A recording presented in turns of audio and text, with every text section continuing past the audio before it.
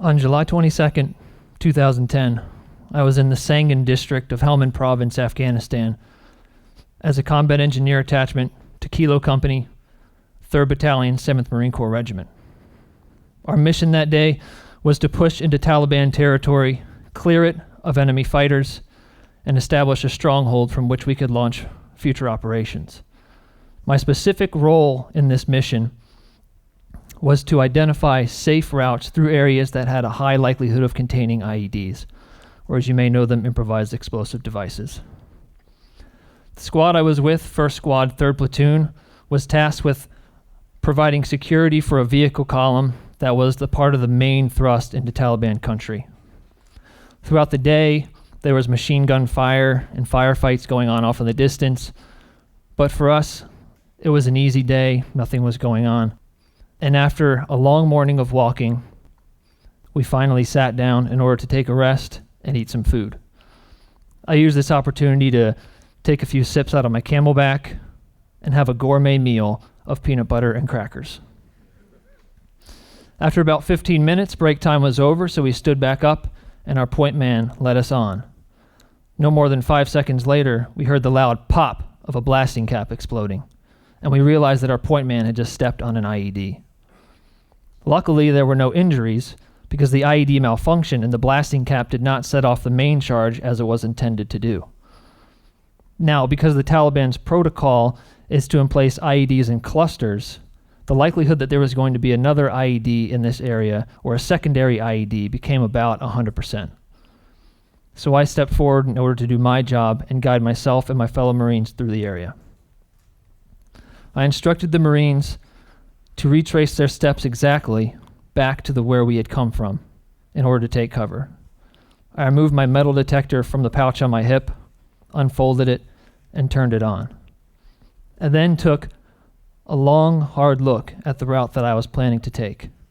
I identified any suspicious spots, and I made note of them for later. I then began my interrogation of the route. Keeping the search head of the metal detector parallel to and about an inch off of the ground, I slowly moved it side to side in front of me, being sure to cover every square inch of terrain. As I went, I took small steps forward, and I laid a trail of chem lights behind me in order to mark my path. About 4 feet into this slow march, I heard a loud, high-pitched whine emit from my metal detector, indicating a metal hit.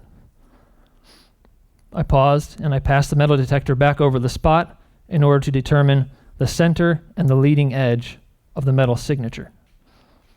Having done that, I squatted down, and with the gentleness of a butterfly landing on a rose petal, I reached my hand out and began to move the dirt to the side, a single grain at a time. I continued to do this until my fingers gently grazed against the source of the metal. After I had found it, I began to uncover it until I could tell exactly what it was. An old shell casing from a machine gun round that had probably been there for years. I picked the machine gun round up, put it in my pocket, and I rechecked the spot. Hearing nothing from the metal detector, I continued my interrogation. I took a few more steps, and the world went black. When I awoke, all I could hear were my own screams. All I could see was a blurry tunnel leading to a blue sky. All I could smell and taste was dust and the distinct chemical stench of a recent explosion. After about 30 seconds, my body regained control of itself, and I could hear my brothers calling out to me, telling me that they were coming. When they got there, they put tourniquets on both my destroyed legs and stopped the bleeding. Next to arrive was the corpsman who gave me a shot of morphine, and together they loaded me onto a stretcher and carried me to a nearby tank. Once I was loaded into the tank, the corpsman gave me another shot, and again, the world went black.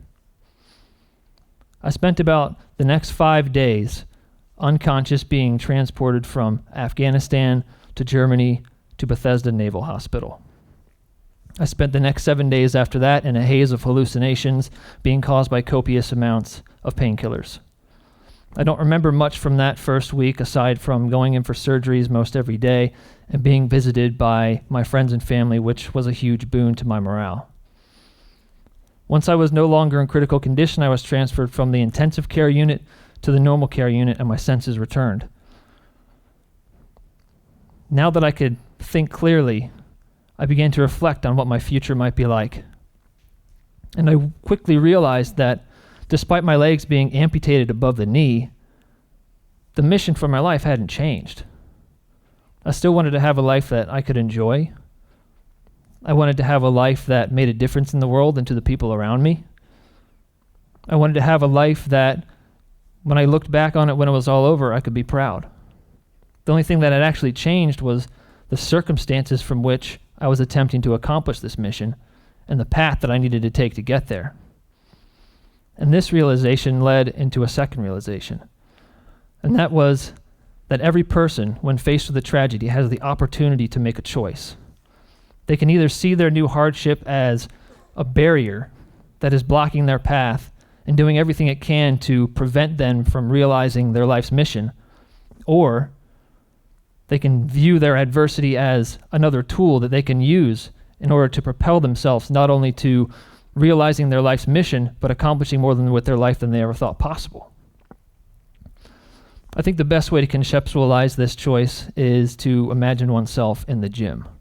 As you can see, I like to lift weights. Imagine you are in the middle of the gym floor, innocently contemplating and preparing for the day's workout, when a huge bodybuilder walks up behind you and puts a barbell on your shoulders. You instinctively take hold of the barbell and feel the weight. It's heavy, but it's not overwhelming. The bodybuilder then walks away and leaves you to make your decision. Your first option is to do nothing and simply hold on to the weight. You curse the barbell and the bodybuilder for placing it upon you. This isn't what you had intended for the day, and you don't see how you could possibly complete your original workout with this barbell across your shoulders. And at the time, it seems like this is the only choice, and that maybe if you wait long enough, it might actually work. But pretty soon, that weight that didn't feel like it was that big of a deal to begin with is now overwhelming you. Your shoulders get tired, but you let them sag, and that seems to reduce the burden enough that you think you might be able to hang on a little bit longer.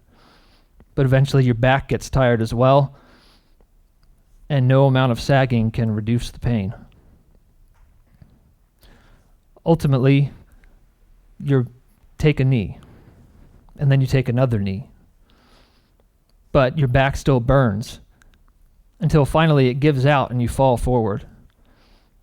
But the weight doesn't get magically lighter just because you're tired. And now it's laying across your back, pinning you to the ground, unable to move. Now consider the second option. The bodybuilder's just walked away, and he's left you with the barbell on your shoulders. Except this time, instead of cursing the barbell and the mechanism for its presence upon you, you welcome this new and unexpected challenge. Instead of simply holding the weight, you fight against it. You tighten your grip on the bar, you contract your muscles, and you lift that weight over your head and show it who is in charge. And then you do it again and again and again, each time adapting and becoming stronger. You lift the weight so many times that the resistance becomes comical to you and you start to laugh. The bodybuilder rushes over and puts more weight on the bar in order to try and slow you down, but at this point you're so strong that not only can you handle that original weight easily, you can handle the new weight as well. Eventually, it gets to a point where the bodybuilder just gives up, and you have to purposefully ask him to bring you more weight, and you keep lifting. In the end, you fling the barbell off your shoulders, and you continue on to do your original workout. And when you get there, you realize that that workout that you thought was going to be so hard at the beginning of the day is now easy. And not only can you do that workout, but you can do even more. You've just discovered how to use the weight. To complete this comparison, replace the barbell in this scenario with the adversity that you face. The key is to determine how this burden can be put to use in order to make yourself more capable of accomplishing the goals you've set out for your life. In the gym situation, the more you lifted the weight, the stronger you became and the more weight you could handle later on. And just like with the barbell, when you use your hardships to make yourself more capable, not only can you handle that hardship, but you can handle even greater hardships later on until eventually you get to a point where you can withstand anything life can throw at you. Now, making such a change in attitude and policy doesn't come without diligent practice and attention. You have to work daily and constantly to develop this habit at every opportunity. Now, counterintuitively, it is a lot easier to make such a change in attitude with the larger, more consequential life events than it is to make a change like this with the everyday rudimentary occurrences. And the reason for this is that the scale is so much larger. It's a lot easier to identify the opportunities to adapt.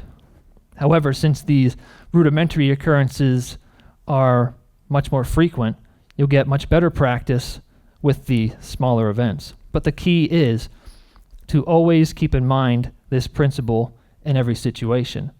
And once you develop the habit, the reaction will become a lot more natural, and you'll be constantly calculating how you can use every negative occurrence in your life as a tool.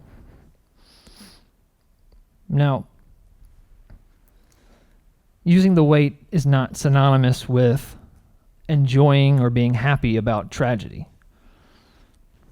In order to use the weight, it's not required that you approach hardship with a sense of thankfulness or happiness. In fact, many instances, for example, the loss of a limb, it's almost impossible to feel thankful. But what is required is acceptance of reality. The ability to use the weight of a tragedy is entirely independent of whether or not you're happy about the tragedy. The opportunity and the result will be present and will occur regardless of your own self-happiness about the tragedy. Now you skip forward 7 years, and it's been 7 years since my injury, and I am finishing the last mile of my 31st marathon in as many days, running around the National Mall in Washington, D.C. I have my wife running with me by my side, and I have at least 50 people all running in a line behind me there to support me. Some of them were family, some of them were brothers, but they were all my friends. And I used that last mile to reflect on how it was possible that in the only 7 years I was able to marry the perfect woman and win a bronze medal in the Paralympics and ride my bike 5,200 miles across the country in the dead of winter and run 31 marathons in 31 days in 31 different cities, raising awareness and money for my fellow veterans. And as I rounded that last corner, I realized it was because from the moment that I woke up in that hospital bed, I did one thing. I figured out how to use the weight. Thank you, everybody.